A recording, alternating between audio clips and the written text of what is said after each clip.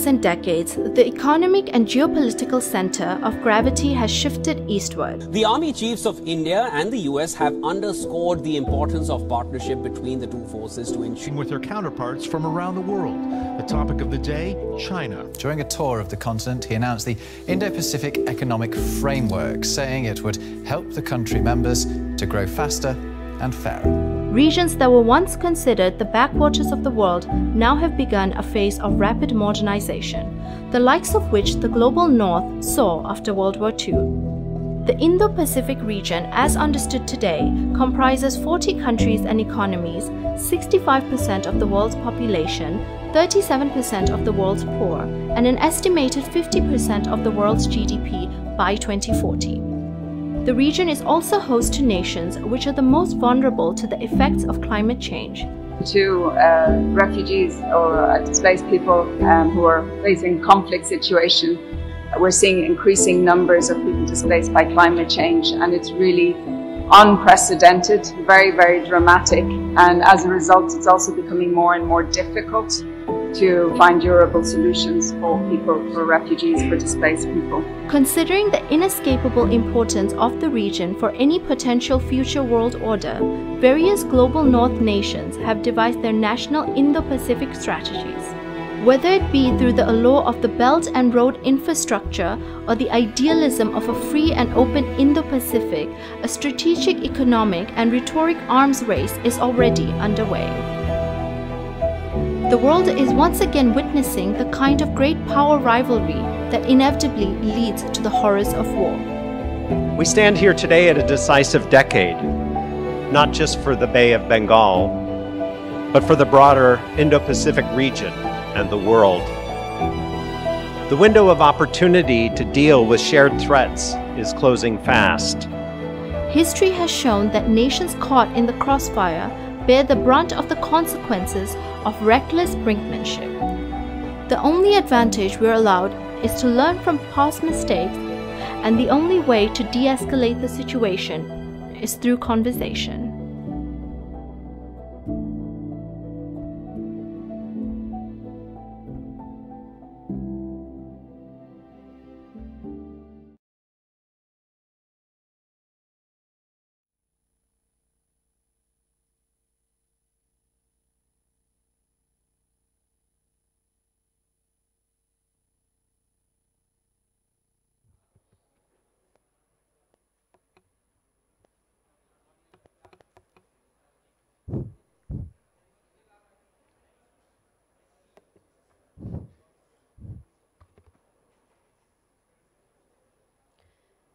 Dignitaries of the dais, formal head of state, diplomats, academicians, young researchers, civil society members, and members from the press and media, ladies and gentlemen, Assalamu alaikum and good morning to all of you.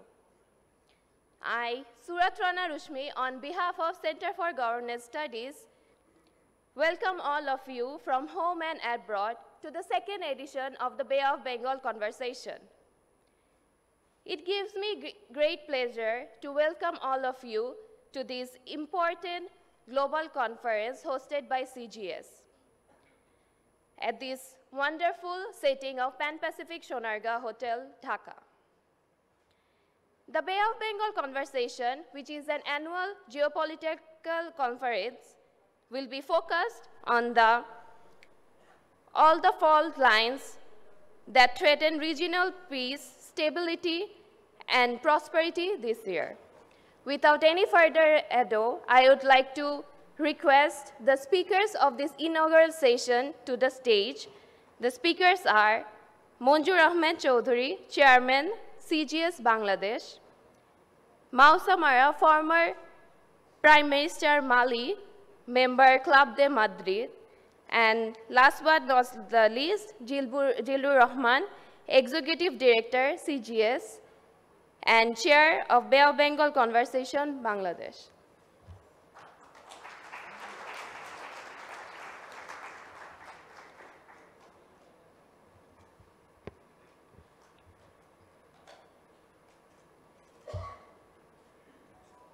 Hi, good morning. Sorry.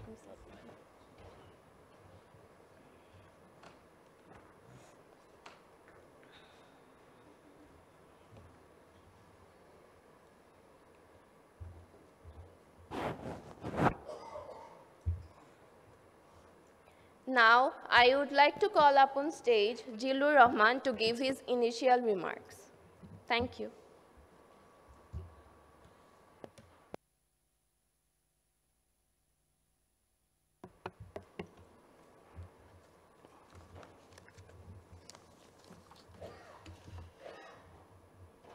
Thank you. Good morning. Mr. Prime Minister Mausamara, CGS Chairman Dr. Munjir Ahmed Chaudhry, Mr. President Boris Tadis, ladies and gentlemen, honored guests and dear friends, it gives me great pride and joy to announce the beginning of our second ever edition of the Bay of Bengal Conversation. Hosting this international conference on an annual basis has been a dream of mine for at least a decade. Now, I must say, I'm living the dream. This year's conference comes upon us at a most auspicious time. The focus of this year's conversation, track to diplomacy in the Indo-Pacific, is now more important than ever.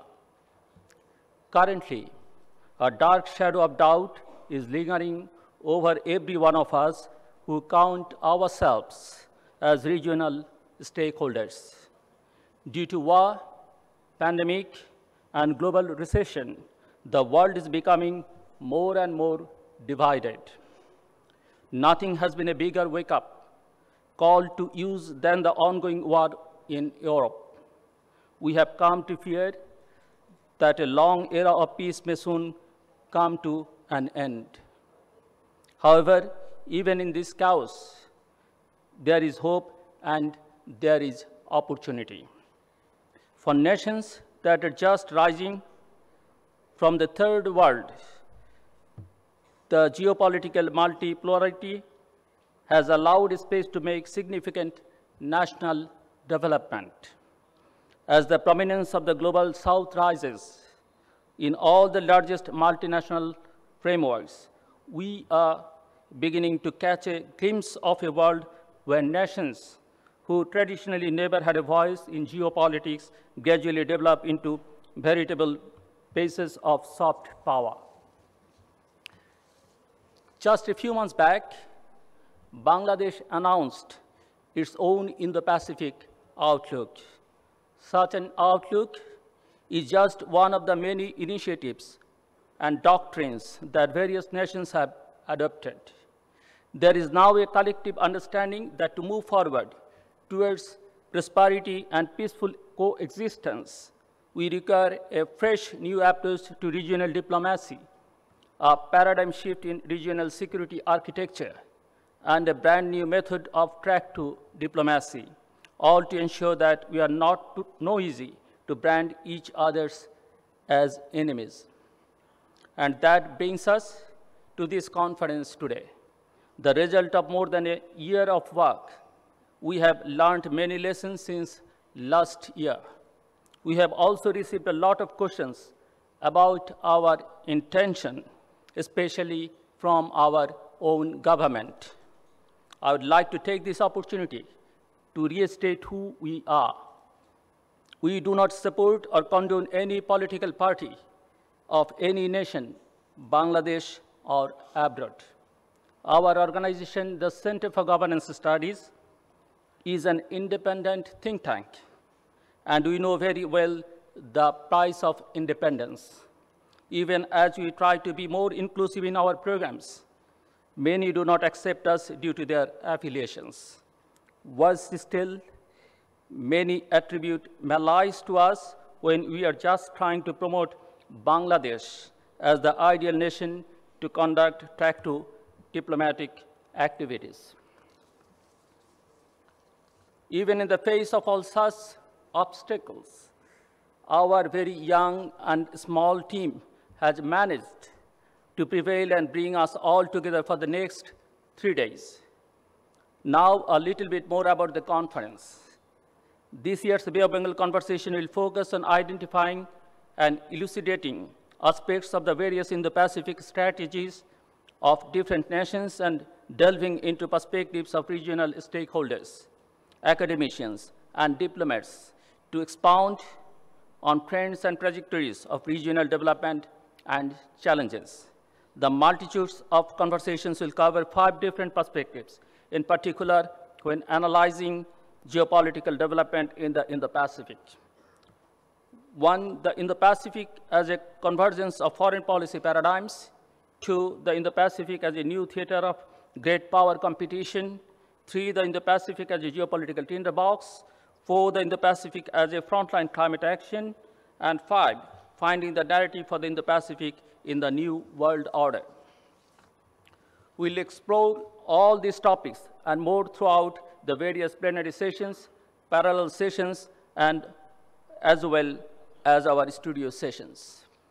Ladies and gentlemen, I'm eager to get this new chapter of the Bengal Conversation started. Therefore, I won't take any more of your time.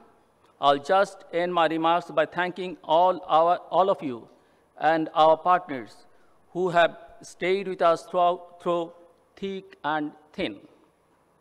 My gratitude goes to USAID, UKAID, UNDP Bangladesh, the Asia Foundation, the Australian High Commission, and the German Embassy in Bangladesh. I'd like to introduce to you our esteemed inaugural speaker this year. Honorable Moussa Mara is the former Prime Minister of Mali. He is also a member of the esteemed Club de Madrid, the world's largest forum of democratic former presidents and prime ministers. Prime Minister Mara is currently a member of Malian Parliament, a teacher in advanced accounting at CESAG, Senegal, and a member of the international think tank Resources.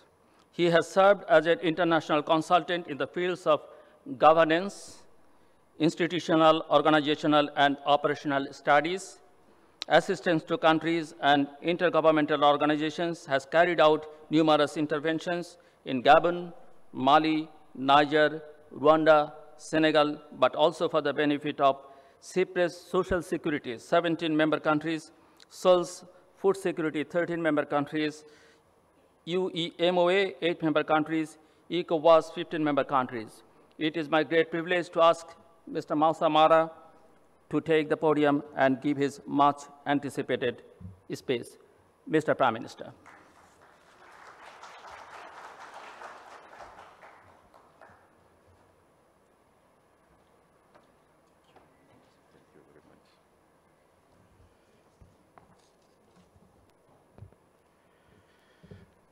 Good morning, everyone. Mr. Chairman, dear Ahmad, dear friend, Mr. Rahman, and my friend Boris Tadic, former president of Serbia, distinguished guests, all of you, I would like to introduce my speech by presenting a real thank to the Center of Governance for inviting me. I am a former Prime Minister of Mali. Mali is a country in Africa, West Africa, very far from Bangladesh. But I am very honored to be here among you and try to talk about some topics linked to this important forum. I would like to introduce my presentation at the first chapter to present what, on my opinion, could be the global geopolitical map. And at the second chapter, I will share with you some important questions linked to what is going on and what could be the next decade on the geostrategical landscape. And the last chapter, I will try to talk about the Indo-Pacific issues, even though I am not a real expert of that, but I will share with the crowd my view about this important area of our world. In the first chapter, on my view, 5 important characteristics must be known to explain the current picture of the global map, the global geopolitical map. The first one is sadly the decline of multilateralism. And this situation is shown by the difficulties in solving international problems with international agreement. The example of climate issues, security issues, economic issues, and how it is difficult internationally to find some global solution about financing the development. The other example is the impossibility to reform the United Nations system, in particular the permanent membership of the Security Council. We have some hope on this stage, like in the health with WHO, trade, WTO, and the other sectorial organization, international organization. But it is obvious that the multilateralism is declining. The second characteristic of the global map is the rising of powerful nations, dominant in their neighbor and trying to get a position elsewhere. And the 2 most dominant countries around the world are obviously the US and China. They are unifying countries around them through organizations or initiatives. We can show the example of NATO, G20, and BRICS. And this confrontation is being global. And my opinion, it will go on. Underground, on the seas, on the air, even in the space. It will be political. It is also political. It is economic, cultural, security, scientific, and it will last. The third characteristic of the global map is a new one and an important one. It is the ambition of the middle power countries, which will try to take advantage of the confrontation between China and the US. These countries like India, Brazil, Japan, Turkey, Saudi Arabia, Indonesia, South Africa, in Africa, Nigeria. And the example of this country trying to be visible is given by the both membership of some of them in G20 and BRICS. This characteristic will be, and is and will be, the difference between the former match US and Soviet Union and the current match US and China. These nations will play some roles in the future, and we'll note that in our analysis. The fourth characteristic is Europe, constituted by several countries, rich, but unfortunately divided. The problem of Europe is the division, the difficulties to work together, and the evidence of this division is the declining of the Europe of defense. The Europe of defense has been totally eaten by NATO. And the last characteristic is,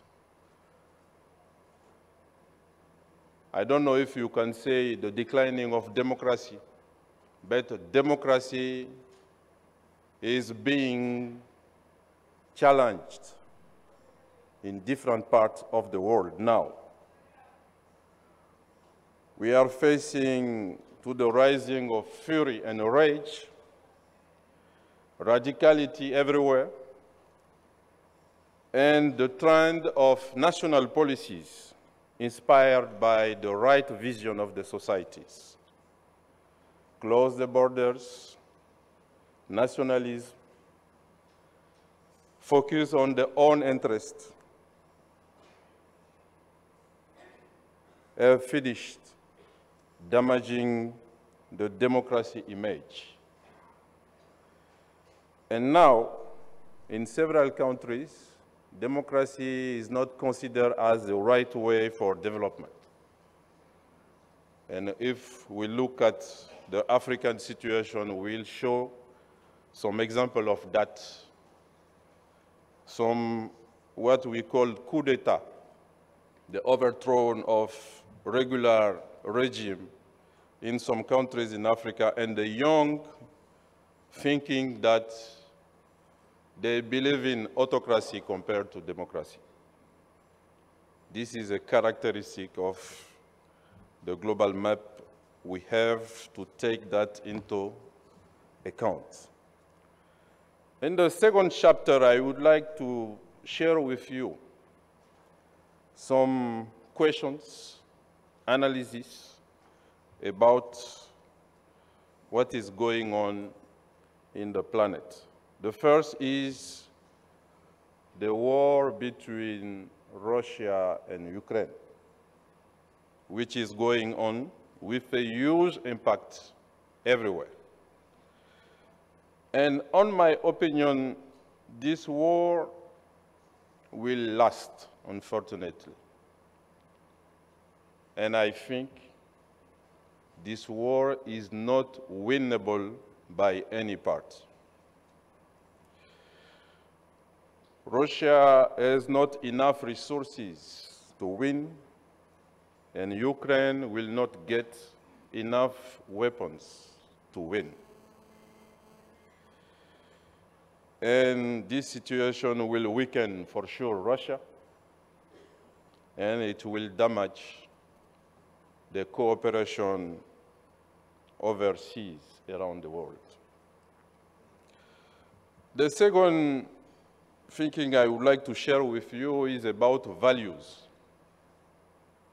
Because the international relationship from the Second World War to now has been established around values.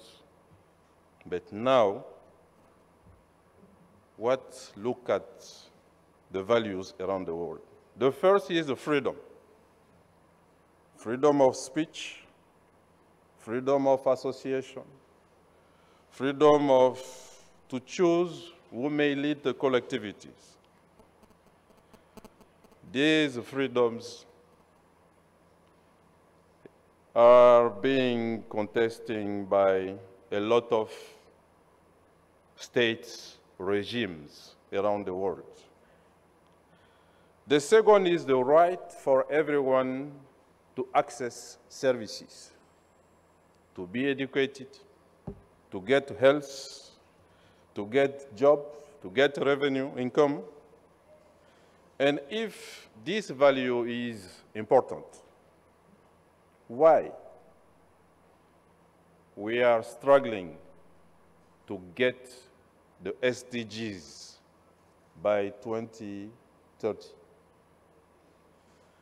The third is equality, gender equality, no discrimination against minorities, protection of human rights, and then the right for international community to interfere to the internal affairs. If this value is important, what about religious consideration or sovereignty, the claiming for the country to have the right to do what they want on their own territory? The next value is the humanity, the right to live. If this value is important, what about the UN being unable to get more than 35% of its budget for humanitarian assistance? We are searching 56 billion, and now only 20 are available for humanitarian action. Finally, about the value, it is difficult to gather humanity around values, whereas it was that situation that drove the settlement of international institutions and organizations. The third topic on this chapter is about war. What kind of war during the nuclear era? Is it possible to ban definitively the use of nuclear weapons? Or is it needed to prepare ourselves, especially in the Indo-Pacific zone, to face nuclear war? And then what role for new technologies on the battlefield? And what kind of battlefield when it is possible to destroy infrastructures or financial system at a distance? The next one is about climate change. Disagreements about the application of Paris Agreement. Low willingness of powerful countries to fill their duties. Less hope about reaching the goal to maintain the global warming around 1.5 degrees compared to pre-industrial period. No action expected. The future on this way will depend on the capability for NGOs, notably in the north, to force the government to act. And finally, on this chapter, I will talk about Africa, my own continent, which represents 16% of global population, but only 3% of global GDP, 2% of global investment, and 54 states. Africa is not a country, it's a continent with 54 states. Africa, the main characteristic of our continent is, as I said for Europe, is division. We are not able to gather ourselves on the same vision, the same ambition, and try to go out from poverty. And the leading country in Africa, the leading countries in Africa, all of them are unfortunately focused on their own situation. That's why Africa is still so divided. And the Sahel region in Africa, where is my own country, Mali, is across the west and the east of the continent, impacted by climate effect, desert, poor and demographically dynamic, migration area, and now the seat of battles, rebellions, terrorism, armies division, ethnic issues. The Sahel has no institution to manage its concerns, and it is shared between West Africa and East Africa. That does not ease to solve its problem. I talk about Sahel because Sahel look like the Indo-Pacific, on my opinion.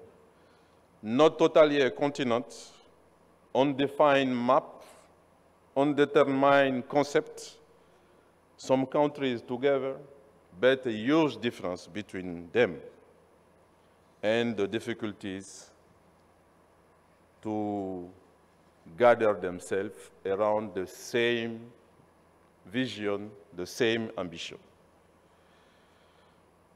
This to introduce the last chapter about Indo-Pacific. The Indo-Pacific, as said and shown, is one of the richest zones in the world, with 40 countries. The area where are concentrated a huge part of businesses, investment, trade, 2/3 of humanity, combining welfare and poverty. Very diverse situation. It is, for sure, a geostrategical opportunity for the two powerful countries, US and China, but also for countries like Japan, Indonesia, or India, for sure. It is also a zone with a huge challenges. The South China Seas, climate change concern, territorial issues between countries, humanitarian problem inside some countries, and some other issues. But the Indo-Pacific is not a continent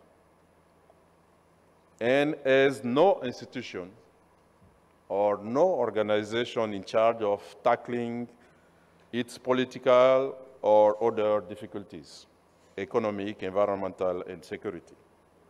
The question is why and how to settle an organization in charge of Indo-Pacific challenges, and then how it will be complementary with the current dispositif.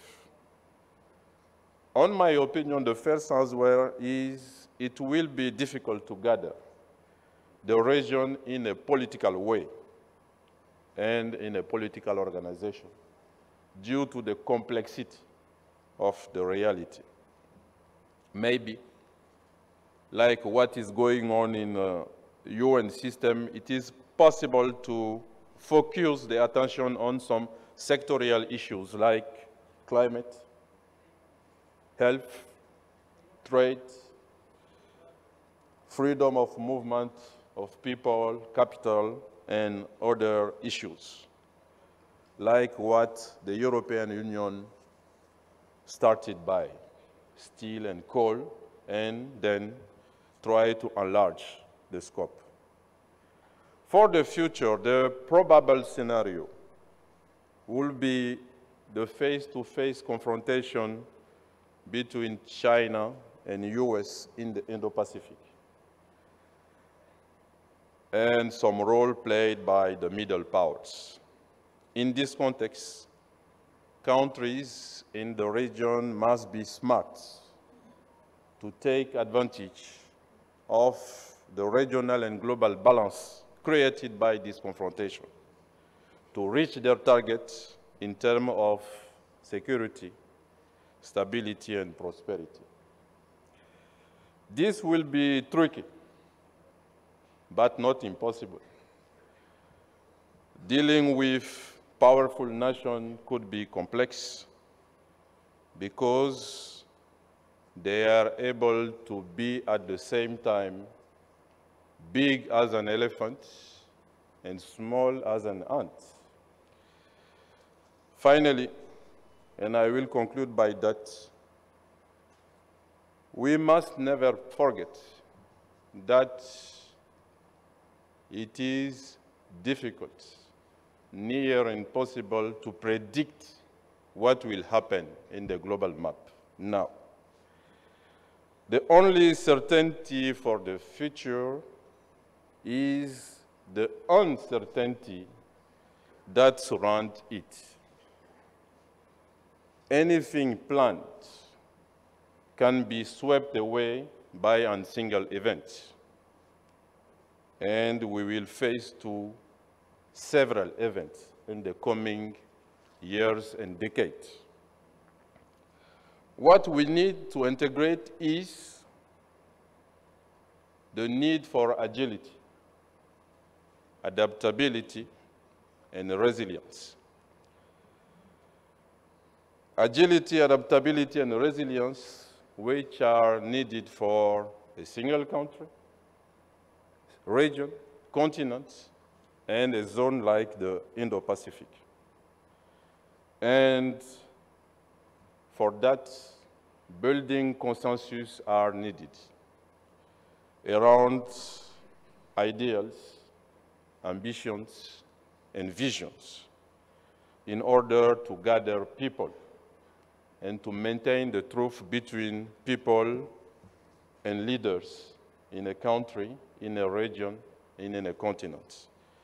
This is what I advise to the Indo-Pacific countries, what I advise also to my own continent, because I was saying we are so divided in our continent.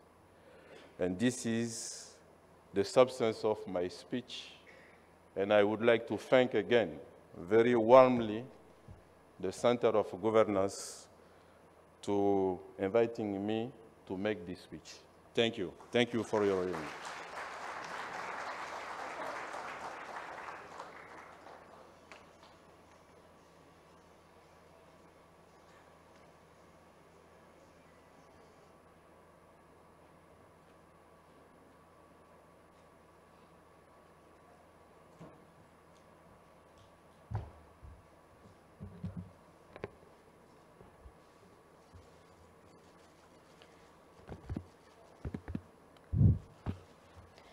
Thank you to Mausamara for his wonderful remarks.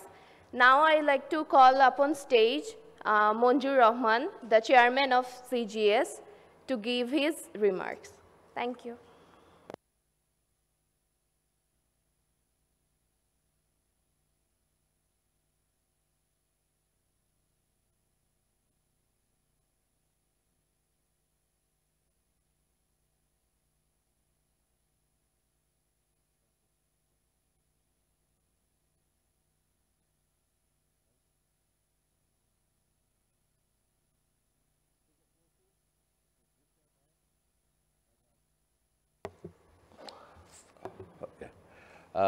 Former Prime Minister of Mali, Excellencies, distinguished guests, friends from media, ladies and gentlemen, Assalamu alaikum. Good morning. At first, I would like to thank His Excellency, Mr. Musa Mara, for delivering an insightful speech on this topic and beyond. This morning, I and my CGS team are greatly honored to welcome you to this conference. Bay of Bengal Conversation, or BOBC, is our annual flagship conference. We use this platform to highlight the issues that affect the countries in the region. As you already know, that the focus of this conference is Indo-Pacific. Over the last few decades, the center of geopolitical gravity has shifted from Euro-Atlantic to Indo-Pacific. Indo-Pacific region is a confluence of two oceans, Pacific Ocean and Indian Ocean. This region encompasses 40 countries and economies. 65% of the global population live here. It is predicted that this region will contribute about 50% of global GDP by the year 2040. Security of sea lanes linking these two great oceans is very important for global economy and for international trade. Consider the fact that $5.3 trillion worth global trade passing through the South China Sea. The region is increasingly becoming a theater for big-time rivalry of big powers. Global North nations have already formulated their Indo-Pacific strategies, but some countries, including Bangladesh, do not have yet very specific Indo-Pacific strategies. The conference will look to explain how different Indo-Pacific strategies around the world have been adopted and put into effect. It is right time to delve deeper into this issue so the rivalries among the big powers transform into healthy competition. During the next 3 days, hundreds of academics, experts, diplomats, civil society leaders will discuss issues, exchange ideas, views, opinions on this important issue. I hope there will be robust debates among the participants. On behalf of the Center for Governance Studies, I welcome all the participants of Bay of Bengal Conversation. I sincerely hope that your participation will lead to greater prosperity and a stable peace for the people in this region. I take this opportunity to express our thankfulness to our partners and sponsors. Without their generous help and cooperation, hosting of this conference would not be possible. Once again, I and my CGS team thank you all for participating in this conference. Thank you.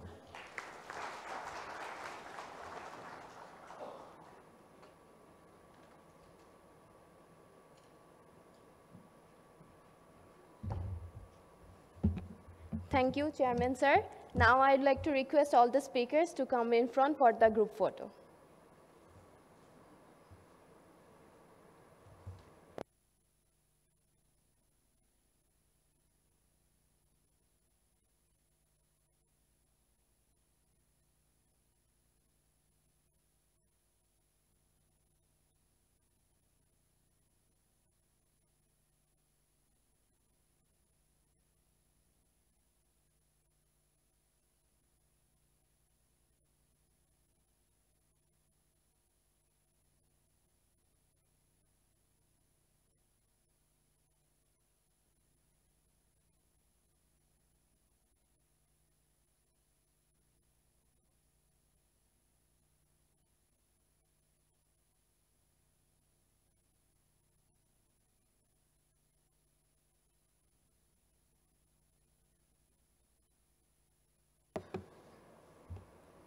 Thank you so much.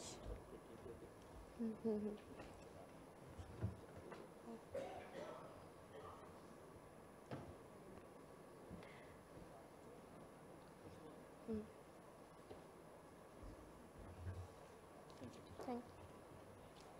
you so much.